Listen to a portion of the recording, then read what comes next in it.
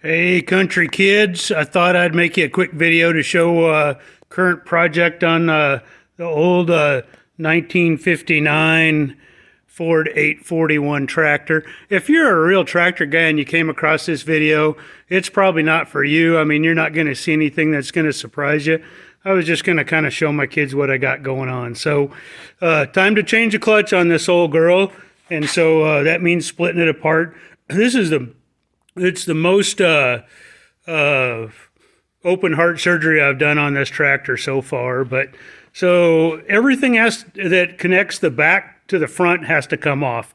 So all the wiring and stuff, the steering linkages that you can kind of see there, and the tie rods are back there.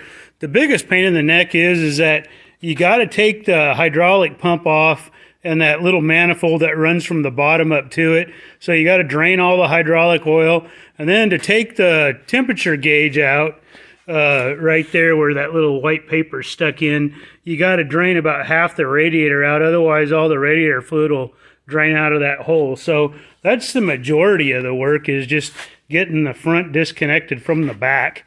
And so what I did is, like, I kind of double blocked both tires of the back, and then I'm kind of a belt and suspenders guy on this, so I kind of got the wood blocks holding up the back half of it, and the jack stands with a little piece of 2 3/8 inch tubing, just in case something else happens.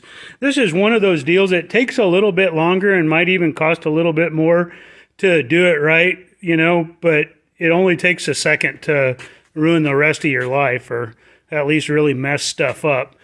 The front of it I picked up with the old engine hoist. It's the same one that I think everybody has. Probably some dude in China designed it a long time ago, and it's just been duplicated 385 times.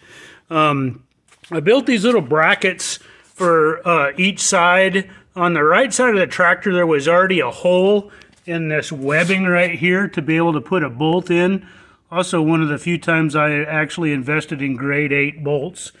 And then did the same thing on the other side. I think that's a 20-inch spreader bar.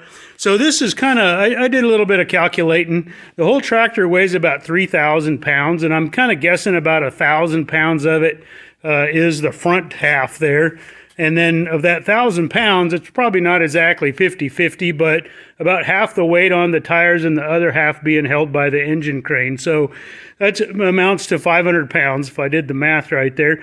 And so I said, okay, well, I want to make sure I've got a safety factor on the working strength basis of 4 for everything. So I try to make everything 2,000 pounds. So my little brackets there are 3/8 inch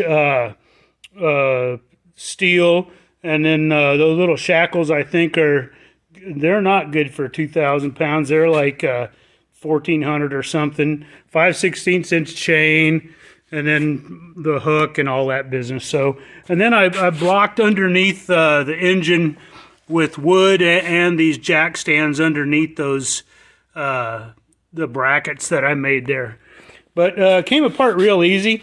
Whoever might have worked on this last time, which that might be the original 1959 clutch, I don't know.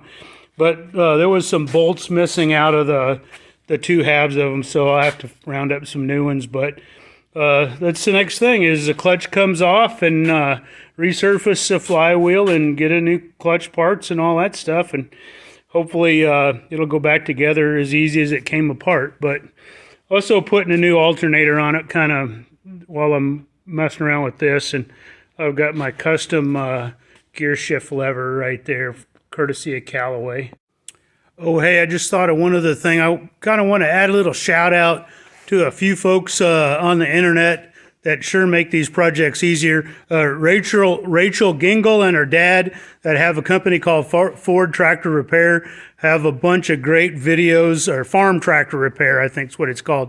Have a bunch of great videos that they've made, and I bought my carb parts from them. A really great experience there, so great spot for used stuff. The Yesterday Tractor forum fellas are all real helpful.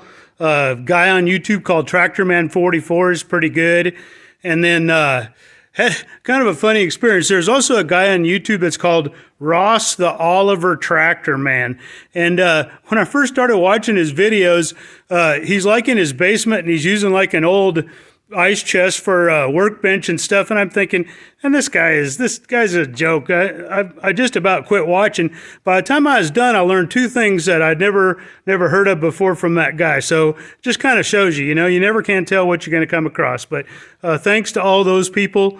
There's something about standing on the shoulders of people that went before us that is definitely true. Oh, there's an old BMW K12 sitting back there. But anyway, so I always like to see other people's shops on these videos, so I'll give you a quick tour of mine. My kids already know what this looks like, but some storage stuff over there. And then on the other side of the pickup is my workbench. I'll walk around there in a second. And kind of more storage and tools over here. And this thing right here, it's my favorite thing. I joke I could repair the space shuttle just with what tools are on that. It's so easy to come and grab them and put them back. And there's my workbench and little drill press and stuff. And this is a pretty handy rolling cart. I guess that goes with the other tools as far as repairing the space shuttle. Is I kind of got everything there that you really kind of need real handy. But anyway, so this is the upper part. So that's all of my family pictures. Up there is trophy wife pictures. There's a bunch of golf clubs in this barn. That giant poster, we're in Texas. More golf clubs and stuff like that. This place is still pretty new to me, so I've got to get a man lift in here to get my artwork hung up high there. But that's kind of the quick tour of the barn. So anyway, that's what we're up to now. Is going to take that clutch off and see if we can't get one that we like a little bit better. I just took the whole air cleaner off and all that stuff. It's a great little tractor. I mean, it always starts on the first try. Somebody converted it to 12 volt before I got it, which probably helps a little bit. But it's been a beauty for as many hours as it's got on it. So that's the deal. Hope you guys have a great weekend. Love you all. Bye.